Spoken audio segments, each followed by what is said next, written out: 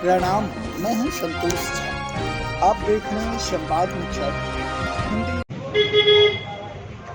Sir नमस्कार। आज मनीष सिसोदिया जी आ रहे हैं। उन्होंने रिहायशी इलाके में शराब के ठेके खुलवाए थे। इसके विरोध में आप धरने पर भी बैठे थे।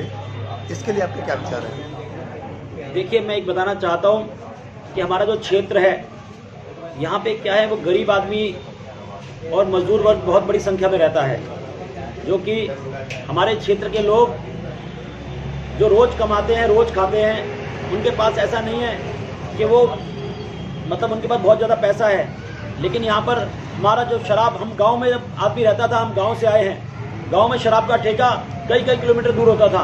उसकी सोच ये होती थी कि जो बुरी चीज़ है, जिससे आज परिवार बर्बाद होते हैं, स्वास्थ्य खराब होता है, पैसा बर्बाद होता है। एक आदमी शराब पीता है, पूरा परिवार, पूरा समाज, पूरा मोहल्ला बर्बाद होता है नशा करने के कारण। उस नशे को रोकने की बजाय यहाँ की दिल्ली सरकार ने हमारे मोहल्ले में, गोविंदपुरी वार्ड में, हमारे जहाँ पे आसपास करीब 70-80 हज़ार लोग रहता है, बिल्कुल बीचों बीच शराब का ठेका खोल दिया।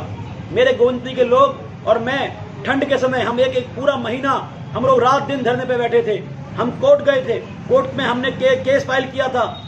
हमारी बहुत लंबी लड़ाई के बाद यहाँ से ठेका खाली हुआ, हमारी गोविंदपुरी को निजात मिली। नहीं तो हमारे बच्चे, हमारे गोविंदपुरी के लोग शराब की वजह से बर्बाद हो जाते। आज वही मनीष सिसोदिया जी हमारे वार्ड में आ रहे हैं, उनके ऊपर एफआईआर की गई है। एफआईआर क्यों की गई है? क्योंकि मुझे पता लगा शराब का कोई जो मामला था, जो ठेके दिए गए थे, उसमें कुछ घोटाला हुआ है, इसके खिलाफ उनकी एफआईआर की गई है। वही व्यक्ति जिन्होंने पूरी गोविंदपुरी को बर्बाद करने की कोशिश की, आज वही मनीष सिसोदिया जी हमारे वार्ड में आ रहे हैं। मैं उसका विरोध करता हूं कि हमारी गोविंदपुरी को, जो गोविंदपुरी पूरी की पूरी सड़कों पे थी, ठंड में आप विधायक जी एक बार नहीं आई थी, मनीष जी आप एक बार नहीं आए थे, हमारी गोविंदपुरी परेशान थी। हमारे बच्चों का क्या होगा? हमारे मोहल्ले में ठेका खुलेगा तो क्या होगा? हम उसका विरोध करते हैं। विधायक जी से कहना चाहते हैं, आपने डिप्टी सीएम की हमें जरूरत नहीं है। हमारे इलाके में जो नशा बढ़ाने का जिन्होंने काम किया, नशा फैलाने का काम किया, उस व्यक्ति को हम बिल्कुल स्वीकार नहीं करेंगे। सर झुग्गी वालों को मकान बीजेपी केंद्र सरकार दे रही है, जिनको मकान नहीं दे रही है, आप उनकी मदद कैसे करेंगे? देखिए, ये जो मकानों का काम है, ये केंद्र सरकार डीडीए कर रही है। डीडीए मतलब केंद्र सरकार। और मैं भारतीय जनता पार्टी की तरफ से उम्मीदवार बनकर आया हूँ, तो निश्चित रूप से मैं भारतीय जनता पार्टी में आया हूँ। जो मेरे कैंप को लोगों को समस्या आ रही है, भूमि कैंप के कुछ लोगों की कैंसिलेशन हुई है, जिसके लिए वो अपील कर सकेंगे। मैं अपील की कमेटी का खुद पेश होऊंगा, जरूरत पड़ेगी तो कोर्ट जाऊंगा, बड़े अधिकारियों से मिलूंगा। हमारे पास जितने भी कानूनी तरीके हैं, जो लीगल तरीके हैं, पॉलिसी बदलवाने की कोशिश करूंगा।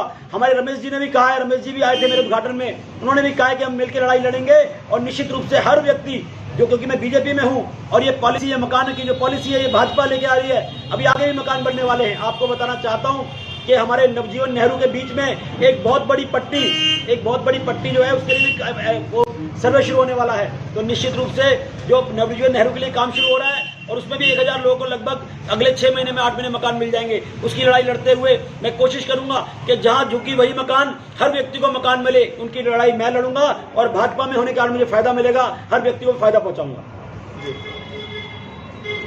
गोविंदपुरी की सारी गलियां खोद दी गई हैं, जिसमें आप विधायक के द्वारा आपके जीतने के बाद कैसे ठीक कराएंगे आप?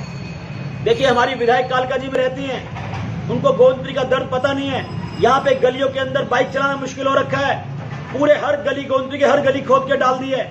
हर गली के अंदर चलना मुश्किल हो रखा है, बाइक चलाना, लोग गिर रहे हैं।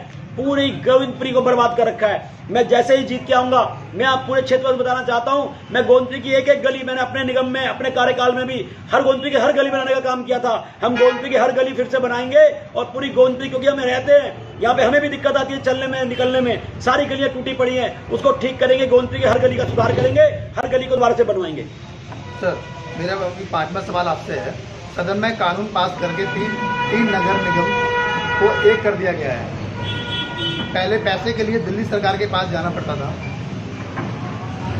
अब सीधा पैसा निगम को कर दिया गया है। ऐसा क्यों? देखिए, पहले नगर निगम 3 थे, अभी केंद्र ने कानून पास करके नगर निगम को 1 कर दिया। उसका फायदा ये मिला, निगम में कम कमाई होती थी, वहां आती थी। अब पैसा एक जगह आएगा, कैसे काम होगा, उससे विकास करने में फायदा मिल। दूसरा, पैसे के लिए हमें सरकार के हाथ फैलाना पड़ता था, सरकार पैसा नहीं देती थी, केंद्र सरकार से भी पैसा मिलेगा।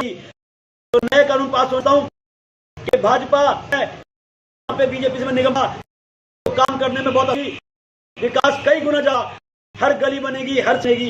तो निश्चित रूप से मेरा नगर निगम एक हुआ है, जो कानून बना है, जो किया है, उससे हमारे क्षेत्र को फायदा मिलेगा। सर, अगर आप जीत के आते हैं तो जनता को क्या देंगे और क्या नहीं? देखिए, मेरा विषय ये लैंड डीडीए के पास हमारे इलाके में एक बरात घर, एक पार्किंग की जरूरत है। मैं नगर निगम में जीत रहा था, मैं बीजेपी में नहीं था, अभी में आया हूं, तो हमारे को लैंड निगम के पास है, निश्चित रूप से हमें लैंड मिलेगी, हम बरात घर बनेंगे, जो ग्राम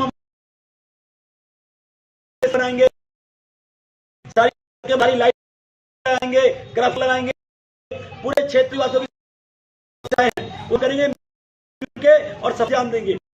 सफाई के जब है, सफाई ठीक से नहीं हो, सफाई कराने विशेष तौर पे ध्यान, सफाई में सुधार करने से कहना चाह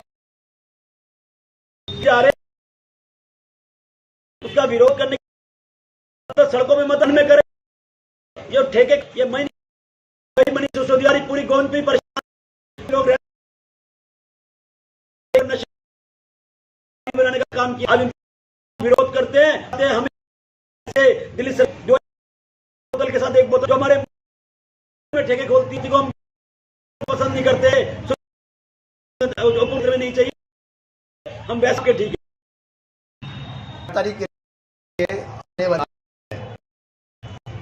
मैं यही मैं हटाऊं, आपने मुझे कमल मुझे विजय, मैं